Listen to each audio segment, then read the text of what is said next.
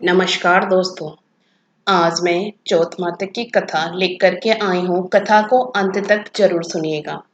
एक बुढ़िया माई के ग्वालिया पछालिया नाम का बेटा था। बुढ़िया माई अपने बेटे के लिए 12 महीने की चौथ करती थी। बेटा लकड़ी लेकर आता था और दोनों माँ बेटा उनको बेचकर गुजारा करते थे। बुढ़िया माई रोजाना लकड़ी में से 2 लकड़ी रख लेती और चौथ के दिन बेटे से छुपकर बेचकर सामान लाती थी और 5 पुआ बनाती थी। एक पुआ गणेश जी महाराज को, एक चौथ माता को चढ़ाती, एक ब्राह्मण को और एक अपने बेटे को खिलाती थी और एक पुआ खुद खाती थी। एक चौथ के दिन बेटा अपनी पड़ोसन के घर गया। वह पुआ बना रही थी। जब उसने पूछा कि आज क्या है जो पुए बना रखे हैं, तब वह बोली, मैंने तो आज ही बनाए हैं, पर तेरी माँ तो चौथ को पुए बनाती है। उसने जाकर माँ से पूछा, माँ तू रोज पुए बनाती है, मैं इतनी मेहनत से कमाता हूँ। बुढ़िया माई बोली, मैं तो चौथ माता का व्रत करती हूँ। वह बोला कि तू मुझे रख ले या तू चौथ माता को ही रख ले। बुढ़िया माई बोली, मैं तो तेरे लिए ही चौथ का व्रत करती हूँ, इसलिए मैं तुझे छोड़ सकती हूँ पर चौथ माता को नहीं। जब बेटा घर से जाने लगा तो बुढ़िया माई बोली, तू जा रहा है तो मेरे हाथ में से यह आखा लेते जा, जहां संकट आए वहीं पूर देना।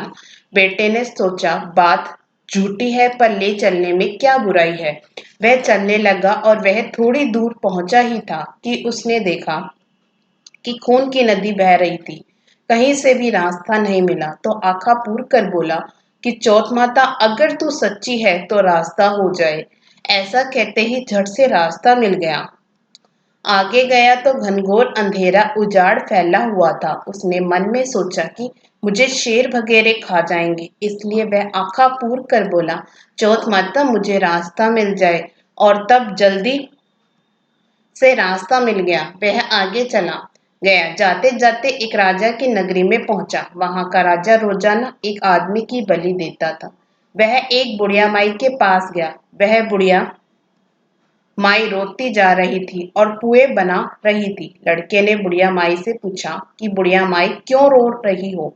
तो बुढ़िया माई ने जवाब दिया कि मेरे एक ही बेटा है जिसकी कल राजा बलि देने वाला है, मैं उसी के लिए पुए बना रही हूँ। वह बोला, बुढ़िया माई अपने बेटे की जगह मुझे पुए खिला दे, मैं उसकी जगह बलि चढ़ने चला जाऊंगा। बुढ़िया माई ने कहा कि मैं दूसरे के पुत्र को कैसे भेज सकती हूँ, लेकिन वह नहीं माना। तो बुढ़िया माई ने उसको पुए खिला दिए।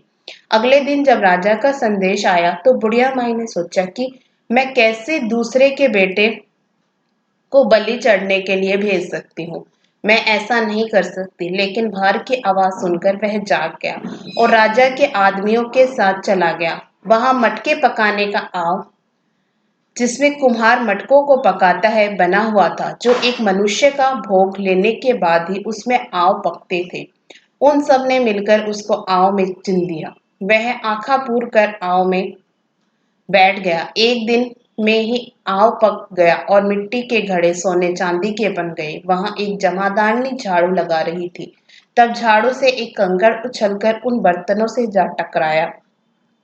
तब जमादारनी ने राजा को जाकर बताया कि आपका आव तो पक गया है। तब राजा ने सोचा कि आव तो 8 दिन में पकता है, आज एक ही दिन में कैसे पक गया। जब जाकर देखा तो वहां पर तो मिट्टी के मटके की जगह हीरे मोती और सोने चांदी के कलश हो गए। अंदर से आवाज आई कि धीरे से उतारो, अंदर आदमी है। आवाज को सुनकर राजा के आदमी डर गई कि अंदर कौन सा भूत प्रेत आ गया। फिर वह बोला कि डरो मत, मैं तो सिर्फ एक आदमी हूँ जिसको तुमने अंदर चिना था। देखा तो अंदर हरे हरे जमारे उग रहे थे। राजा ने पूछा कि तू अंदर जीवित कैसे बच गया। तब उसने बताया कि मेरी माँ चौथ का व्रत करती है। जब मैं घर से निकला था तो मेरी माँ ने मुझे आंखें दिए थे, मैं उन्हीं को पूर कर बैठ गया और चौथ माता के कारण बच गया। तब राजा ने कहा कि मैं तेरे को एक घोड़े पर बैठाकर सांकड़ बांध देता हूँ। यदि वह सांकड़ खुलकर मेरे बन जाएगी तो मैं चौथ माता को सच्ची मान लूंगा। तब वह आंखें पूर कर बैठ गया और चौथ माता से कहने लगा, हे चौथ माता, अब तुम ही मेरी लाज बचाना। तब सांकड़ खुलकर राजा के बन गए। राजा ने अपनी बेटी की शादी उस लड़के से कर दी और बहुत सा धन दौलत देकर विदा किया। पड़ोसन बोली कि माई तेरे बेटे बहू आए हैं। जब छत पर चढ़कर देखा तो सच में बेटे बहू आ रहे थे। हे चौथ माता, जैसे आपने बुढ़िया और उसके बेटे पर कृपा बनाई वैसे सभी पर कृपा बनाना। कहानी कहने वाले को, कहानी सुनने वाले को, हुकारा भरने वाले को और पूरे परिवार पर अपनी कृपा बनाना। जय चौथ माता। आपको ये कथा पसंद आई हो तो वीडियो को लाइक जरूर करिएगा। इसी तरह की कथा कहानियां सुनने के लिए हमारे चैनल को सब्सक्राइब भी जरूर करिएगा। धन्यवाद।